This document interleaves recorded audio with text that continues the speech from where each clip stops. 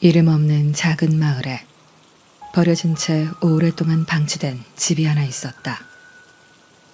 마을 사람들은 그 집을 공허한 집이라고 불렀다. 아무도 그 집이 언제부터 존재했는지, 누가 살았었는지 기억하지 못했다.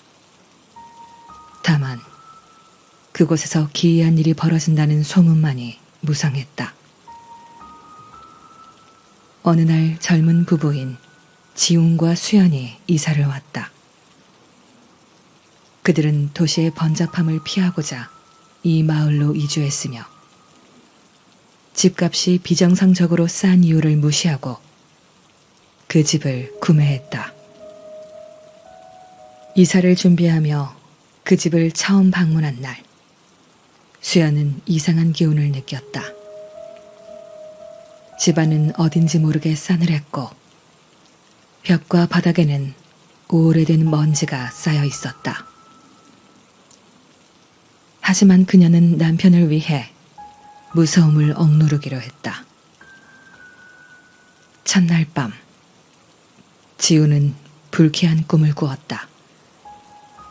그는 어두운 복도를 걸어가고 있었는데 복도의 끝에는 빛이 새어나오는 문이 있었다.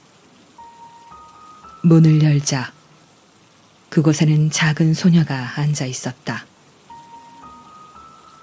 그녀는 지훈을 바라보며 무표정하게 속삭였다. 도와주세요. 여기서 나가게 해주세요. 지훈은 깜짝 놀라 잠에서 깼다. 숨을 거칠게 몰아쉬고 있었다.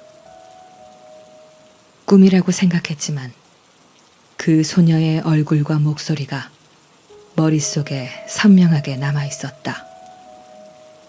그는 수연을 깨우고 싶었지만 그녀는 이미 깊이 잠들어 있었다. 지우는 다시 잠에 들려고 했지만 잠이 오지 않았다.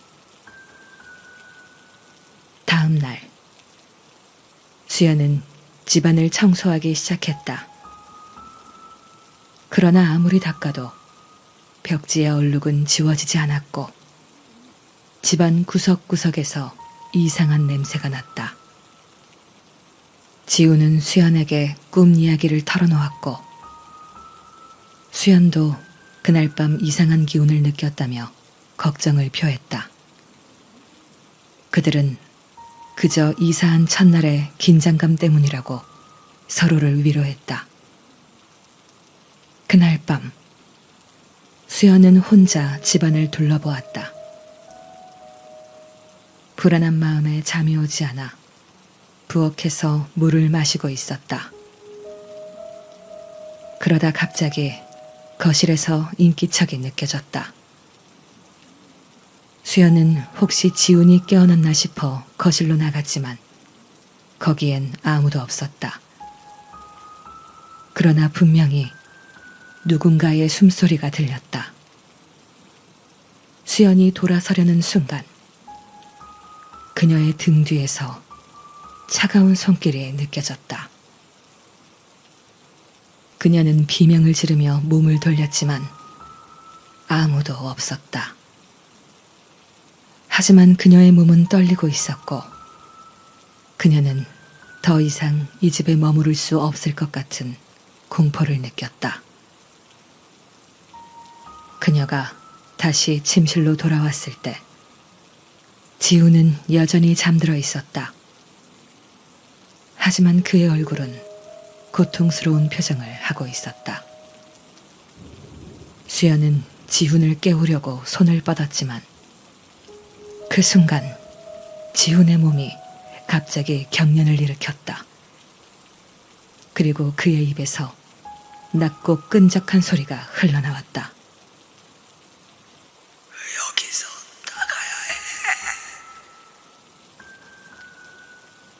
지훈은 눈을 뜨고 수연을 바라보았다. 하지만 그의 눈은 텅 빈 허공을 응시하는 것처럼 보였다. 수연은 두려움에 질려 그를 흔들었지만 지우는 갑자기 웃기 시작했다. 그 웃음소리는 점점 높아지고 그의 얼굴은 기괴하게 일그러졌다. 그 순간 수연은 그 웃음이 지훈의 것이 아님을 깨달았다. 그것은 무언가 악의적인 존재가 그를 통해 웃고 있는 것이었다. 그녀는 그 자리에서 얼어붙었고 지훈의 몸에서 검은 연기가 피어오르며 그의 피부를 타고 흐르기 시작했다. 수연은 필사적으로 집을 벗어나기 위해 문을 향해 달려갔다.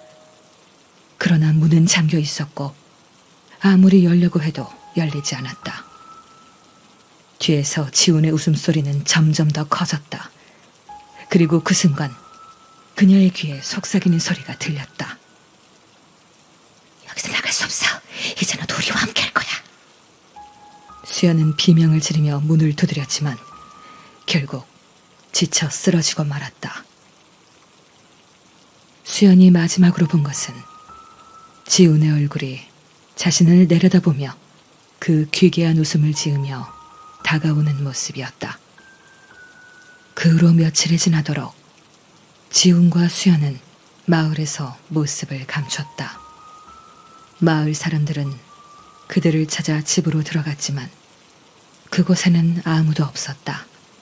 다만 집안에서는 이상한 웃음소리와 어린 소녀의 속삭임만이 계속해서 들려왔다고 한다. 시간이 지나면서 그 집은 다시 버려졌다.